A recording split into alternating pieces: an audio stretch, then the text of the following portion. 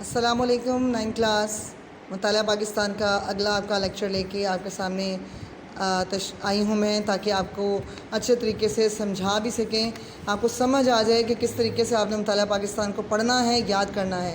آپ کا پہلا چیپٹر پاکستان کی نظریاتی اساس، اس کے 4 کوشچن ہمارے مکمل ہو گئے۔ آج اس کا 5واں لانگ کوشچن ہے، تفصیلی سوال ہے، اس کا جواب تفصیلی ہوگا۔ برصغیر میں اسلام کی بنیادی اقدار اور سماجی و ثقافتی حوالے سے نظریہ پاکستان کی وضاحت کریں۔ اس کا جواب آپ کو ملے گا آپ کے صفحہ نمبر 4، 5 اور 6 پر۔ آسان ہے، مشکل نہیں ہے، تھوڑا سا دھیان سے اگر آپ پڑھیں گے تو آپ کو سمجھ آ جائے گی۔ یہاں پہ آپ کو صرف 2 پوائنٹ میں آج پڑھاؤں گی تاکہ آپ آسانی سے اس کو یاد کر لیں۔ بہت تھوڑا سا آپ کو میں لیکچر میں پڑھا رہی ہوں تاکہ آپ آسانی سے اس کو یاد بھی کر لیں اور سمجھ بھی لیں۔ یہ آپ کو ہیڈنگ اس کی نظر آ رہی ہے، ہندوستان میں اسلامی دور حکومت کے دوران میں اسلام کی بنیادی اقدار، مسلمان مصلحین اور سماجی و ثقافتی حوالے سے نظریہ پاکستان کی وضاحت۔ یہاں سے آپ کا یہ جواب شروع ہوگا کہ نظریہ پاکستان اسلامی جمہوریہ پاکستان کی روح ہے۔ روح کے بغیر جسم بیکار ہوتا ہے۔ روح ہے انسان کے جسم میں تو ہی ہم زندہ ہیں، ہم اس دنیا میں موجود ہیں۔ تو آپ سوچ لیں کہ نظریہ پاکستان کے لیے کتنا ضروری ہے کہ اس کو روح قرار دیا گیا ہے، اور پاکستان اسی کی وجہ سے محفوظ اور سلامت ہے، الحمدللہ۔ پاکستان کے وجود کا انحصار اسی نظریہ پر ہے جس کی بنیاد پر یہ وجود میں آیا۔ کون سا نظریہ؟ اسلام۔ نظریہ ہمارا اسلام تھا، اسلام کے نام پہ حاصل کیا، اور ساتھ ہی یہ کہا کہ یہ 2 قومیں آباد ہیں، اس لیے ہمیں جو ہے مسلمانوں کو اپنا علیحدہ ملک چاہیے تاکہ ہم اپنے مذہب کے مطابق وہاں زندگی گزار سکیں۔ تو بنیاد کیا ہوا؟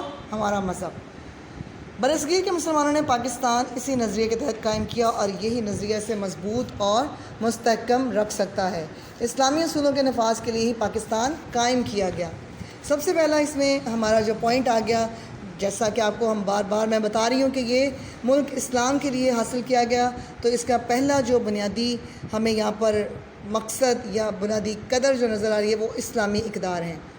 یہاں پہ آپ کو بڑی ڈیٹیل سے بتایا جا رہا ہے کہ برصغیر کے مسلمانوں نے پاکستان کے مطالبے کے وقت یہ طے کیا تھا کہ اسلام کے سنہری اصولوں پر مبنی معاشرہ بنایا جائے گا، جہاں اسلامی اقدار مثلا انصاف، مساوات، آزادی اور رواداری کو فروغ دیا جائے گا۔ فروغ دینے کا مطلب بڑھاوا دینا، بڑھایا جائے گا۔ قیام پاکستان کے بعد قائد اعظم رحمۃ اللہ علیہ سے سوال کیا گیا کہ تقسیم کیے بغیر برصغیر میں مسلمانوں کو اپنے مذہب کے مطابق عبادت کرنے کی آزادی ہے، تو پھر پاکستان کا مطالبہ کیوں؟ آپ رحمۃ اللہ نے جواب میں فرمایا، بھائی چارہ، مساوات اور انسان دوستی ہمارے مذہب، ثقافت اور تہذیب کی بنیادی باتیں ہیں۔ چونکہ ہمیں ان بنیادی انسانی حقوق کے ختم ہونے کا خدشہ تھا، اس لیے ہم نے پاکستان کی تخلیق کے لیے جدوجہد کی، اور آج کے ہندوستان میں وہ خدشہ جو تھا وہ ثابت ہو گیا۔ قائد اعظم نے جو کہا تھا کہ ہمیں یہ بنیادی حقوق نہیں ملیں گے، ہمارے بنیادی حقوق ختم کر دیے جائیں گے مسلمانوں کے، اور آج ان کی وہ بات مکمل طور پر سچ ثابت ہو گئی کہ مسلمانوں کے حقوق غصب کر لیے گئے۔ ساتھ ہی اس میں بتایا جا رہا ہے کہ قائد اعظم کی نظر میں پاکستان کو ایک ایسا ملک بنانا تھا جہاں حقوق، انسانی آزادی، انصاف اور رواداری کار فرما ہونا تھی۔ اس طرح پاکستان دوسرے ممالک اور معاشروں کے لیے ایک مثال بن سکتا تھا تاکہ وہ بھی اس کے نقش قدم پر چل کر خوشگوار اور فلاحی صورت اختیار کر سکتے۔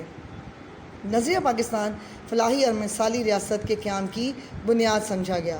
نظریہ پاکستان کیا ہے، نظریہ کسے کہتے ہیں، یہ آپ کو پہلے لیکچرز میں بڑی ڈیٹیل سے بتایا گیا۔ آپ کے پاس نظریہ پاکستان اور نظریے کے سوالات بھی موجود ہیں، اور دوبارہ سے ایک دفعہ اس کو کھول کے دیکھ لیجئے گا اچھے طریقے سے تاکہ اچھے طریقے سے سمجھ آئے۔ آگے ہیں آپ کا پوائنٹ مسلمان مصلحین۔ مصلحین کا مطلب ہوتا ہے اصلاح کرنے والے۔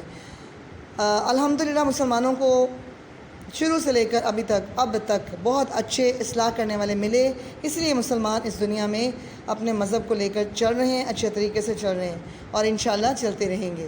برصغیر میں 2 قومی نظریے کی ابتدا تو مسلمانوں کی آمد کے ساتھ ہی ہو گئی تھی۔ یہ قائد اعظم رحمۃ اللہ علیہ نے بھی فرمایا کہ پاکستان تو اسی وقت بن گیا تھا جب برصغیر میں پہلا ہندو مسلمان ہوا تھا۔ پھر مختلف موقعوں پر اس نظریے کی وضاحت، ترقی اور مضبوطی کے امکان کی صورتیں پیدا ہوتی گئیں۔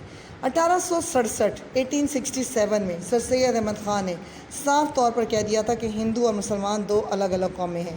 یعنی سب سے پہلے دو قومی نظریہ ہمیں کس نے دیا؟ سر سید احمد خان نے. ہم صرف یہ جانتے ہیں کہ علامہ اقبال نے دیا، لیکن سب سے پہلے دو قومی نظریہ دیا سر سید احمد خان نے 1867 میں 1867 میں. اور ایک دوسرے میں یہ دونوں قومیں جذب نہیں ہو سکتی. کیوں نہیں ہو سکتی؟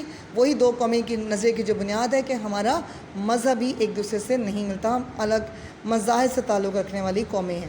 تو جب مذہب الگ ہوتا ہے تو ہماری تہذیب، ہماری تاریخ، ہمارا رہنا سہنا، ہر چیز ایک دوسرے سے الگ ہے.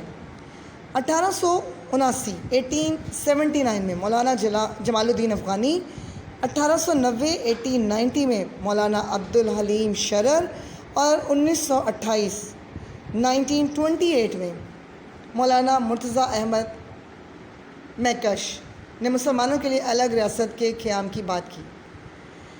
علامہ محمد اقبال نے بھی یہی بات کی 1930 میں خطبہ الہ آباد میں، جس میں آپ نے بار بار یہ پڑھا ہوا ہے، بار بار آپ کو بتاتی رہتی ہوں میں بھی کہ 1930 میں علامہ اقبال نے خطبہ الہ آباد دیا تھا، جس میں انہوں نے مسلمانوں کی الگ ریاست کا تصور پیش کیا تھا، اور ساتھ ہی پھر سے ایک دفعہ دو قومی نظریے کی بنیاد کو بھی یہاں رکھا کہ دو قومی نظریہ کیا ہے، کہ ہندو اور مسلمان دونوں الگ قومیں ہیں. ٹھیک ہے، اتنا سا میں آپ کو آج سمجھا رہی ہوں تاکہ صرف 2 پوائنٹ اچھے طریقے سے آپ کو یہ سمجھ میں آ جائیں. ایک پوائنٹ کو اگر آپ 2 سے 3 دفعہ پڑھ لیں گے تو اس کو یاد کرنے کی آپ کو ضرورت نہیں رہے گی انشاءاللہ. السلام علیکم.